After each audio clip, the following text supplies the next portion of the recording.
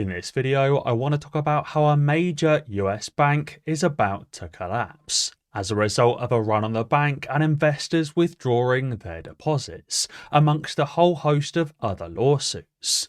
I also want to talk about how silver short sellers are currently being squeezed. So stay tuned and let's make some money. Now let's dive straight in with the key information. So, Kristen tweeted saying that more investors are demanding redemptions from Jeffries Financial. It says here in the Bloomberg article that Singapore's sovereign wealth fund has asked to pull some cash from Jeffries Financial, as they had a large exposure to the bankrupt First Brands Group. And it's not just the Singapore's sovereign wealth fund, because Morgan Stanley, BlackRock and the Texas Treasury Fund have also withdrawn their investments from Jeffries as well. So let's peel back the layers a little bit. Jeffries Financial is one of the largest full-service investment banks in the US. In fact, it makes the top 10 list of worldwide banks. You can see their Jeffries Group just at the bottom there, just behind Deutsche, BNP Paribas and Wells Fargo Securities. Jeffries manages over $440 billion. Since the news broke, Jeffries Financial is down over 18% on the month, as Jeffries obviously had a fairly sizable exposure to First Brands Group, especially if all these other banks, institutions and large investors are withdrawing their cash. Now on top of that, it was some time ago, but Jeffries was also exposed to the collapse of KOYF, losing millions and millions of dollars in the process. Now I know all of you own AMC, but many of you also own crypto, gold, silver and other alternative against the system investments.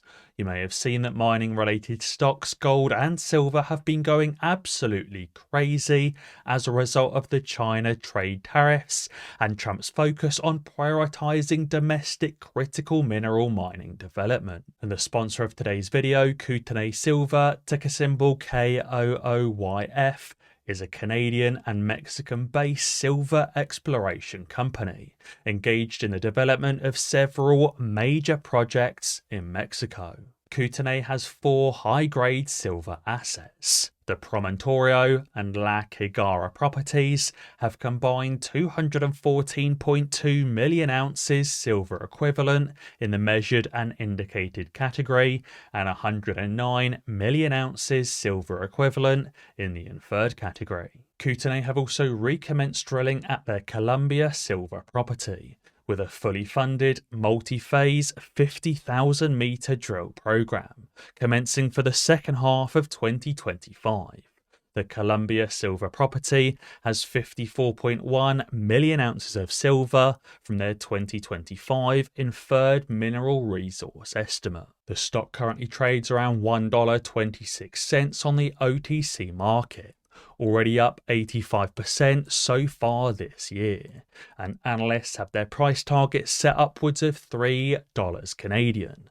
And as I mentioned earlier, silver has been absolutely skyrocketing, currently hitting over $50 per ounce, with analysts having price targets set for silver at over $100 per ounce. On top of that, global silver demand is expected to reach over 1 billion ounces this year in 2025 and even more next year in 2026, marking the second highest year on record, according to the Silver Institute, showing the demand for silver is going up. And if you didn't know, Mexico is the largest producer of silver globally. According to Global Data Mines and Project Database, there's over 757 silver mines in operation, and over 100 of those are in Mexico.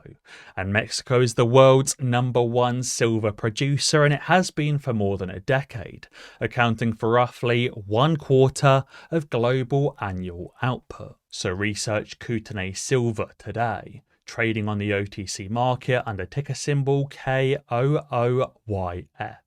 And Jeffries are facing trouble from other angles as well, as they've recently wound down their hedge fund, 352 Capital, in the wake of a lawsuit. It says here Jeffries Financial Group is winding down trading positions at its hedge fund 352 Capital after the fund sued its former portfolio manager over an alleged fraud. So it seems right now Jeffries is getting it from left, right and centre, and they're in a sticky situation, as reflected in their stock price dropping by a fifth in a month. Just Dario has even posted this article on why a Jeffries bailout is only a matter of time. Now, I don't want to read through the entire article that Dario has posted, but if I give you the highlights, right now Jeffries has $12.5 billion of short-term financing or short-term loans, and their cash position is approximately negative $1 billion. And when you add in their uncovered short positions or unclosed shorts, their total theoretical negative cash position is $13.3 billion. Now that's obviously a huge problem for Jeffries, as they're facing a bank run, they're facing withdrawals, and how are you supposed to hand out withdrawals when you have negative $13 billion in cash? Now, what would make things even worse for Jeffries is the fact that a well-known hedge fund manager is now warning of a massive economic crash. That'd certainly add more withdrawals, a bigger bank run, and more losses for Jeffries Financial. Now, this isn't just another one of those hedge fund managers that know absolutely nothing.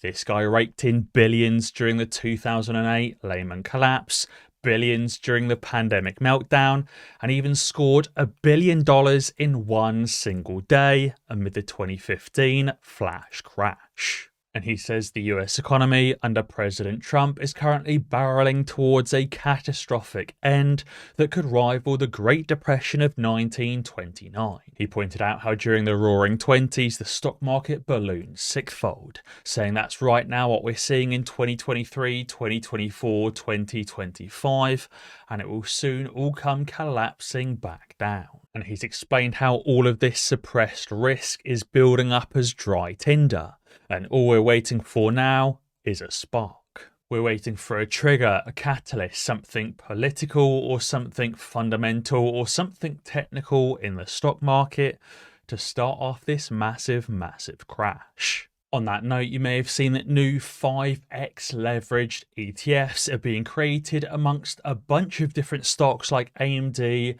Amazon, Coinbase, Google, and many others. This is just going to continue inflating the stock market in the short term, creating even more dry tinder for that spark and for that crash. Maybe the AMC squeeze is the spark, or maybe the AMC squeeze happens as a result of the market implosion. Now finally, let's also talk about how the shorts are currently being squeezed on silver. If you haven't seen, over the last few months, the price of silver has absolutely skyrocketed. You've probably seen the same thing happening in gold, but in silver, silver's gone from around $33 per share 6 months ago to now hitting $53, nearly 100% gains. Obviously, we know there's a ton of institutions that have been manipulating the prices of silver, gold, and other precious metals, but if shorts don't deliver, that's the day when silver truly breaks free. Again, I don't want to play the full minute and 20-second advert. I'll leave the link to it in the description below.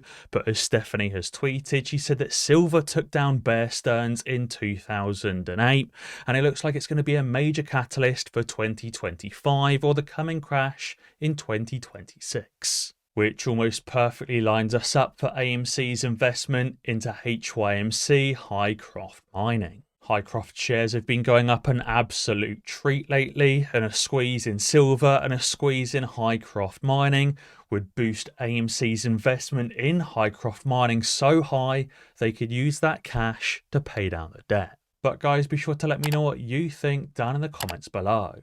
And as always guys, be sure to subscribe to the channel and hit that notification bell so that you don't miss out when I upload a new video. Cheers.